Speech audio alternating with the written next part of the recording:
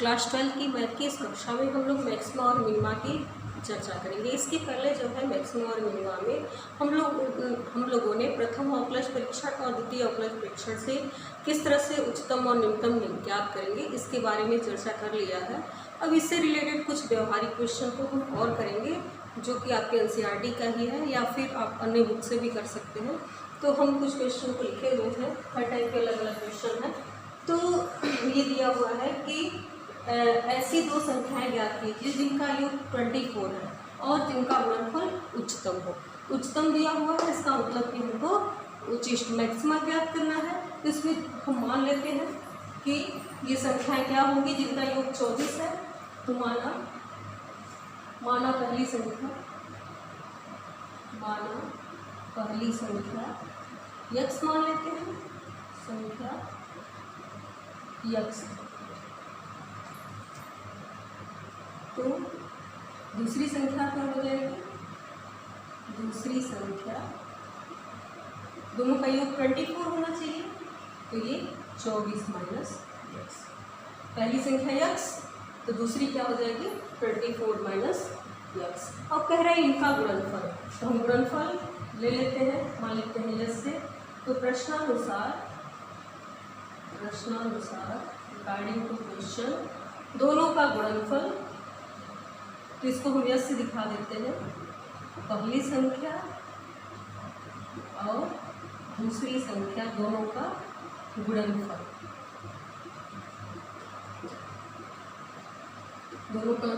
हम यस से इसको डिनोट कर देते हैं। तो या पी से आप कर सकते हैं, यस से कर सकते हैं, कुछ भी। तो ये पहली संख्या यक्स है और दूसरी कितनी है? 24 माइनस यक्स। इस तरह से हमको यस प्राप्त हो जाएगा। दोनों का गुणनफल प्रोडक्ट यक्स और 24 माइनस यक्स, या इसका हम मल्टीप्लाई कर देते हैं। तो 24 यक्स माइनस यक्स स्क्वायर। तो इसका गुणनफल को उच्चतम दिखाना है, तो सेकेंड अवकल परीक्षण या फर्स्ट दोनों से हम दिखा सकते हैं, सेकंड से हम दिखाते हैं। तो इसमें हम पहले क्या करते हैं कि इसका dsy dx निकालेंगे यक्स के सापेक्ष अवकलन करने पर। यक्स के सापेक्ष अवकलन करते हैं जिससे हमको स्ट्रीम पॉइंट प्राप्त हो जाए करने पर। तो यक्स के सापेक्ष अवकलन करेंगे तो हमें मिलेगा ds upon dx equal to 24 minus 2x।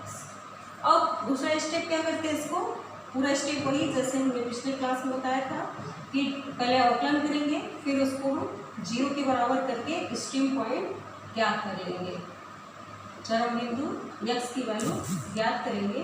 तो ये यहाँ से हमें यक्स मिल जाएगा 24/2 और 12। तो यक्स जो है 12 मिल गया। तो ये दिखाना है कि यक्स जब भुजा इसकी 12 हो, एक संख्या जब 12 होगी तब ये सबसे इसका गुणनफल अधिकतम होगा। तो अधिकतम या न्यूनतम के लिए हम क्या करते हैं? अधिकतम के लिए हम पुनः इसका अवकलन करेंगे। तीसरा step D square yes upon dx square, और ये हमें प्राप्त हो जाएगा, यहाँ तो 0 हो गया, -2। तो इस तरह से ये हमें -2 मिल गया। तो माइनस का मतलब क्या? ये क्या है? उच्चिष्ट, उच्चतम है, उच्चिष्ट है।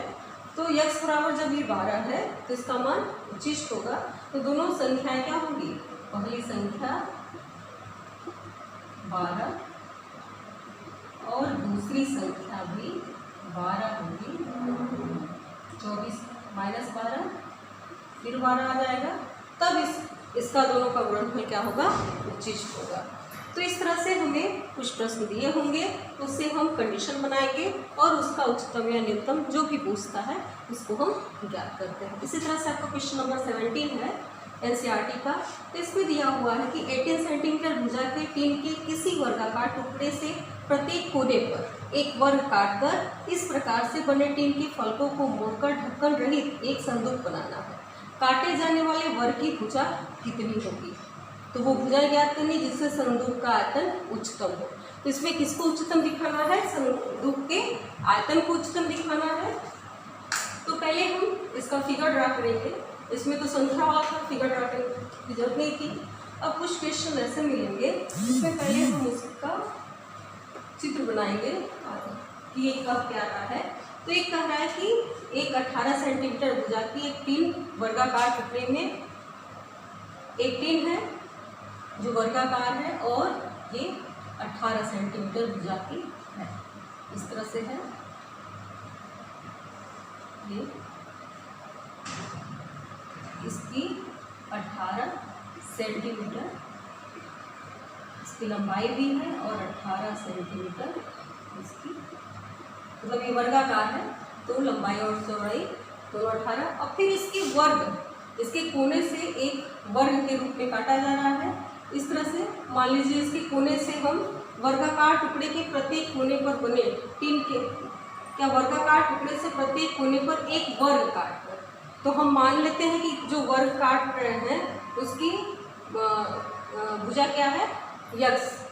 इसको हम यक्स अगर वर्ग काट लेते हैं यहाँ से इस तरह से देख लीजिए एक्स का, तो ये हमारा पूरा इस तरह से आ जाएगा, यक्स यहाँ से कटेगा और यक्स कोना काट रहे हैं तो ये कोना ऐसे यक्स भुजा का यक्स ये कटेगा चारों तरफ से, तो हमें प्राप्त हो जाएगा इस तरह से, ये हमें प्राप्त हो जाएगा। और ये हमारा काट करके कोना निकाल दिया जा रहा है। ऐसा कह रहा है कि 18 सेंटीमीटर भुजा की जो टीन है इसके वर्गाकार कोने को काट करके निकाल दिया जाता है, और जो ये कटा है फिर इसको ऐसे हम फोल्ड करेंगे तो एक संदूक बन जा रहा है। तो जो संदूक है उसके आयतन को हमें निकालना है।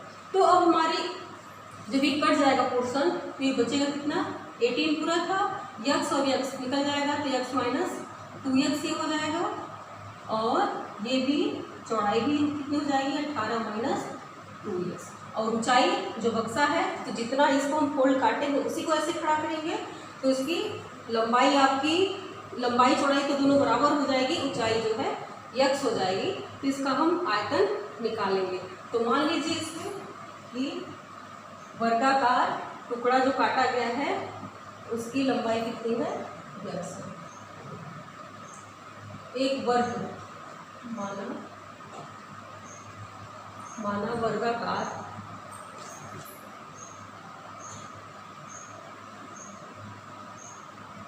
वर्ग जो काट कर निकाला जाता है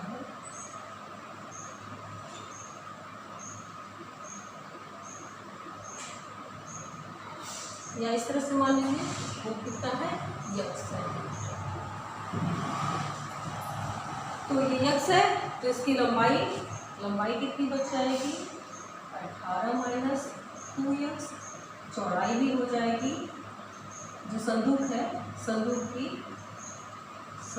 की लंबाई इतनी और चौड़ाई भी 18 माइनस 2x, और इसकी ऊंचाई तो जितना ये यक्स काटा गया है टुकड़ा यही हम उठाएंगे तो ऊंचाई इतनी हो जाएगी, और आयतन हम यहाँ से याद कर लेंगे। तो आयतन संदूक का आयतन क्या हो जाएगा, ये संदूक का आयतन लंबाई में चौड़ाई लिखते ऊंचाई, तो लंबाई इसकी है 18 माइनस 2x, चौड़ाई भी उतनी ही है 18 माइनस 2x, और ऊंचाई क्या है, यक्स है। तो आयतन को अगर हम 20 से डिनोट कर देते हैं तो ये हमें प्राप्त हो जाएगा 18 माइनस 2x का होल स्क्वायर इंटू यक्स। इसको अगर हम और सॉल्व कर देते हैं तो हमें मिलेगा, ऐसे रहने दीजिए, प्रोडक्ट आपको फंक्शन लगा करके हम निकाल देंगे। तो ये हमारा बन गया आयतन, संदूक का आयतन हमें प्राप्त हो गया। तो इस संदूक के आयतन को हमको उच्चतम दिखाना है, आयतन उच्चतम हो तो उच्चतम या न्यूनतम के लिए फिर हम इसका आकलन करेंगे स्ट्रीम पॉइंट पाने के लिए। तो पहले dv/dx याद कीजिए, और इसको फर्स्ट मान लीजिए, इसको सेकेंड मान लेते हैं। तो अवकलन करना है तो फर्स्ट फलन सेकेंड का अवकलन, तो इसका 1 हो जाएगा, प्लस फर्स्ट सेकेंड का अवकलन तो 2 माइनस 2x, और फिर इसका करेंगे तो -2।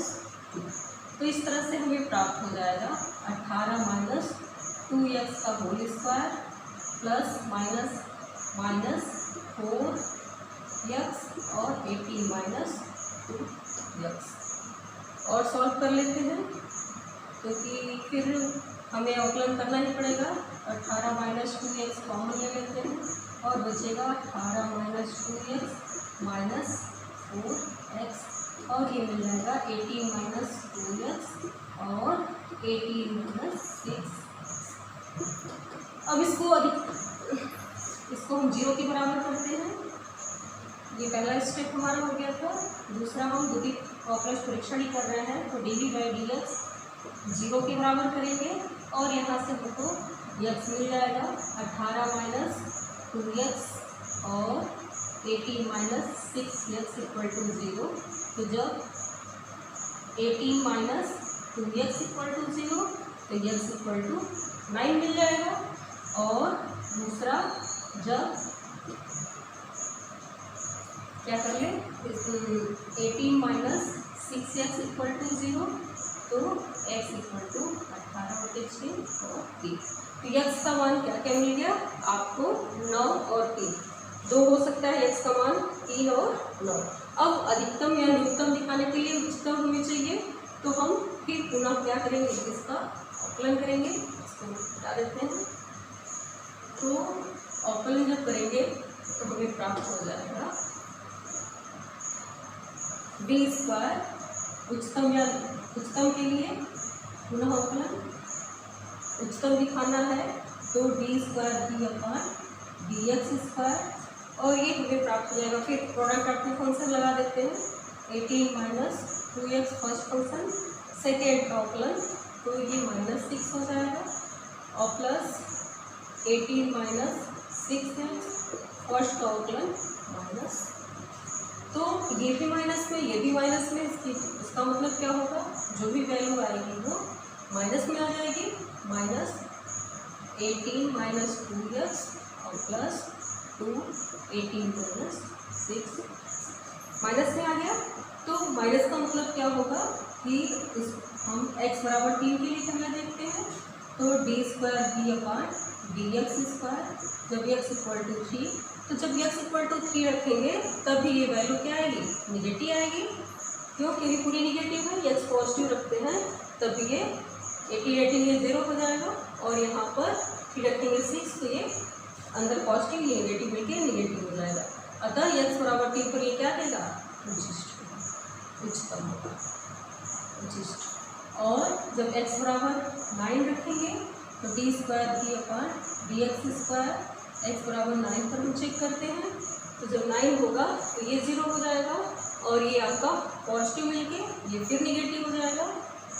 तो दोनों पर x बराबर 3 और x बराबर 9 दोनों पर इसका मान क्या होगा, अधिकतम होगा, उच्चिष्ट होगा। अतः ये x का मान 3 और 9 दोनों वर्गाकार हम काटेंगे, तब ये जो है हमें अधिकतम आयतन का संदूक प्राप्त होगा। तो अधिकतम आयतन का जो संदूक है, तो संदूक की लंबाई क्या होगी, तो जब संदूक की ऊंचाई 3 है 3 सेंटीमीटर, तो इसकी लंबाई हो जाएगी 18 माइनस 2x है, तो 12 सेंटीमीटर, और चौड़ाई भी उतनी हो जाएगी, लंबाई और चौड़ाई क्योंकि वर्गाकार है दोनों वही दोनों। और जब ऊंचाई 9 सेंटीमीटर है, x वही ऊंचाई माने थे जो कटा हुआ भाग था, 9 सेंटीमीटर है, तो इसकी लंबाई और चौड़ाई कितनी आ जाएगी 18, तो ये दोनों 0। तो ये जब ये 9 सेंटीमीटर लेंगे तो ये 0 आ जाएगा, 9 गुना 18, तो ये 0 आएगा। तो ये ऐसा संभव नहीं है कि कोई संदूक हो जिसकी लंबाई और चौड़ाई दोनों 0 हो, ऊंचाई 10 हो। तो ये जो है ऊंचाई 9 सेंटीमीटर को हम क्या कर देंगे कि ऊंचाई जो h बराबर 9 सेंटीमीटर है उसको हम अमान्य, ये क्या होगा, अमान्य होगा। कभी भी ऊंचाई 9 सेंटीमीटर नहीं होगी, केवल ऊंचाई जब 3 सेंटीमीटर होगी और लंबाई और चौड़ाई 12 सेंटीमीटर होगी, तो ये संदूक जो काट के बनाया गया है उसका आयतन उच्चतम होगा। तो इस तरह से जो भी क्वेश्चन दिया हुआ है उचिष्ट और निम्नमेश का हम पहले बनाएंगे, और सेकंड अवकल परीक्षण या फर्स्ट अवकल परीक्षण, इसको हम फर्स्ट अवकल परीक्षण से भी देख सकते हैं। तो हम दोनों तरीके से इसको लगा सकते हैं। देख लेते हैं, अगर इसको हमको फर्स्ट अवकल परीक्षण से लगाना है तो मिटा दिया गया है, नहीं तो उसको देख लिया जाता है, तो उसको आप खुद ट्राई कर लेंगे। अब हम अगला क्वेश्चन नंबर नेक्स्ट देख रहे हैं। तो नेक्स्ट क्वेश्चन में आपको दिया हुआ है कि दिए गए वृत्त के अंतर्गत, इसमें आपको वृत्त दिया हुआ है,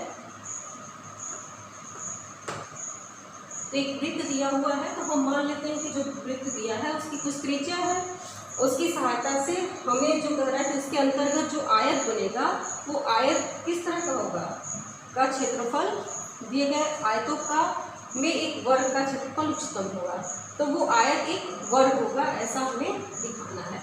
तो मान लेते हैं कि जो वृत्त है, माना एक वृत्त है जिसकी त्रिज्या क्या है, ए, तो त्रिज्या ए है, तो ये आपको मिल जाएगी ए त्रिज्या का एक, ऐसे कर लीजिए,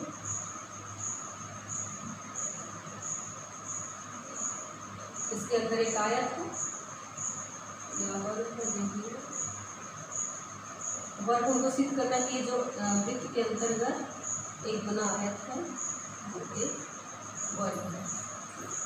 इसका नाम हम लिख लेते हैं ए बी सी डी। एक ऐसा वृत्त है जिसकी त्रिज्या क्या है, ए है, तो इसको लिख दीजिए। माना अगला क्वेश्चन है, माना वृत्त की त्रिज्या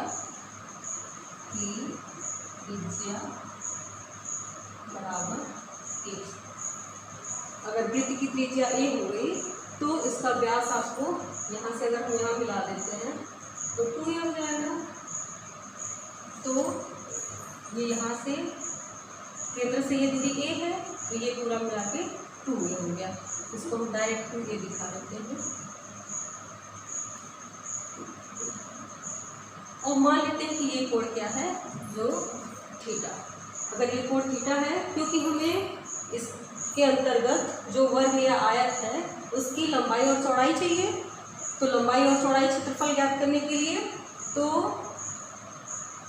ये वृत्त के अंतर्गत जो आयत है तो ए बी बराबर क्या हो जाएगा, या इसमें हम निकाल लेते हैं साइन थीटा।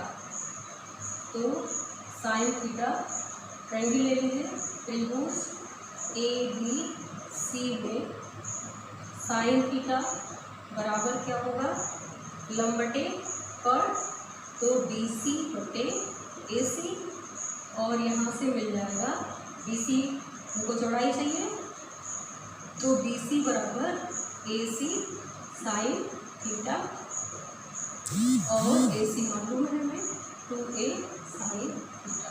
तो इस आयत का हमें चौड़ाई ज्ञात हो गया।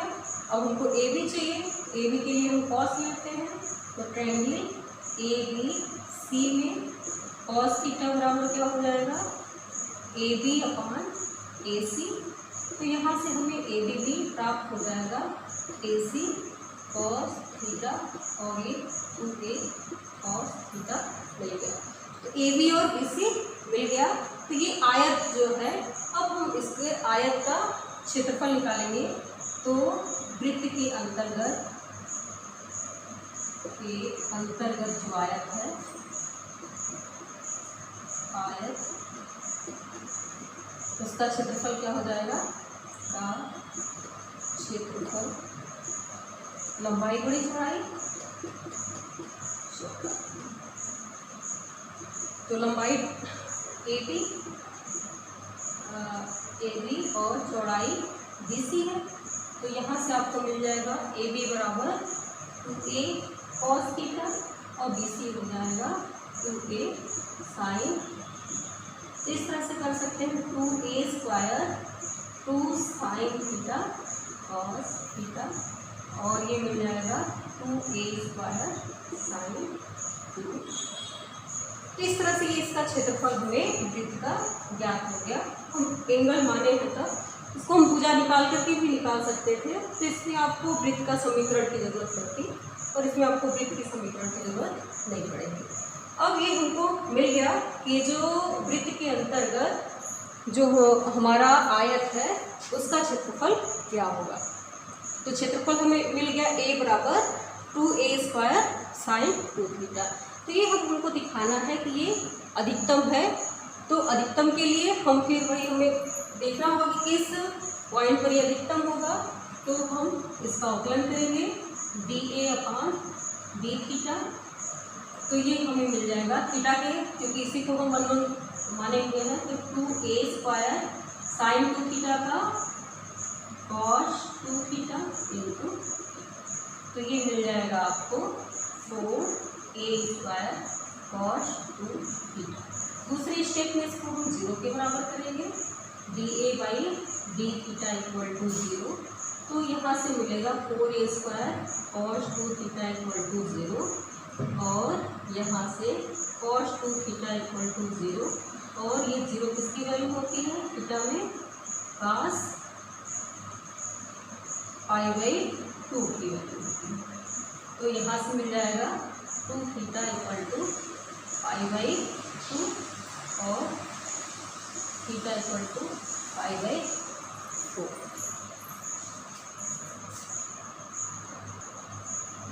तो ये थीटा की वैल्यू हमें मिल गई π/4। तो इसका मतलब कि जब कोण हमारा 45 अंश होगा तो इसके अंतर्गत जो बना हुआ है, अब वो देखना है कि भुजा हमारी कैसी आती है। ये भुजा हमारी किस तरह की आती है, तो ये हमें ज्ञात करना है। तो भुजा निकालेंगे, कोण हमें ज्ञात हो गया तो हम भुजा निकाल सकते हैं। तो भुजा है हमारी AB और BC। तो AB बराबर 2a, कितना है AB बराबर 2a cos थीटा। तो 2a cos थीटा की वैल्यू π/4, तो 2a 1/√2, और ये मिल जाएगा √2a। और दूसरी भुजा 2a sin 45 अंश, और दोनों की वैल्यू सेम होती है 45²। तो यहाँ पर भी मिल गया √2। तो इस तरह से हमने देखा कि वृत्त के अंतर्गत जो आयत है उसकी भुजाएं क्या है, सेम। AB बराबर BC, AB तो वृत्त के अंतर्गत आयत की भुजा AB और BC दोनों बराबर है, और वो कितना है a√2। तो भुजा a√2 दोनों बराबर है। अतः हम लिख देंगे कि दिए गए वृत्त के अंतर्गत, अब इसको उच्चिष्ट और निम्निष्ट दिखाना है। हमने तो इसको दिखा दिया कि ये क्या है, एक वर्ग है। आयत की भुजा इतनी है, अतः आयत एक वर्ग है। आयत अंत में लिख लेते हैं, आयत एक वर्ग है। अब इसको उच्चिष्ट निम्निष्ट दिखा देते हैं कि ये अधिकतम होगा। तो इसके लिए हम क्या करेंगे, अगेन डिफरेंशिएशन करेंगे। उच्चतम के लिए हम क्या करेंगे, उच्चतम के लिए हम अगेन d² ज्ञात करेंगे। तो ये हमें प्राप्त हो जाएगा कितना, 8a²। अब cos थीटा का क्या हो जाएगा, माइनस साइन, ये 2 हम ले लिए साइन 2 थीटा, तो नेगेटिव में आ गया। और थीटा जब 45 अंश भी रखेंगे तो ये हमको d² equal to minus 8a², और 45 अंश मतलब π/2 साइन 2 π/4, ये π/2 हो जाएगा 1, इसका मतलब -a²। और ये माइनस में आ गया, माइनस का मतलब कि जो अधिकतम क्षेत्रफल है वो उच्चिष्ट अधिकतम लिख दीजिए, क्योंकि या उच्चतम लिख दीजिए, उच्चिष्ट उच्चतम। तो इस तरह से हम ये कर सकते हैं। अतः ये हमारा हो गया, अतः दिए गए वृत्त के अंतर्गत सभी आयतों का वर्ग का क्षेत्रफल उच्चतम है। ये हमारा प्रूफ हो जाएगा। तो इस तरह से हम किसी भी क्वेश्चन को, हमें ये ध्यान देना है कि हमें पूछा क्या गया है, किसको महत्तम दिखाना है और किसकी सहायता से दिखाना है। वो दोनों चीज़ों को ध्यान में रखते हुए हम इसका जो है पहले ये फंक्शन बना लेंगे और उसी को हम उच्चिष्ट और निम्निष्ट दिखा देंगे। तो इस तरह से हम प्रश्न को प्रूफ करेंगे। ये बोर्ड परीक्षा की दृष्टि से बहुत इंपॉर्टेंट क्वेश्चन है, कई साल पूछा गया है, तो बच्चे इसको ध्यान से देख लेंगे।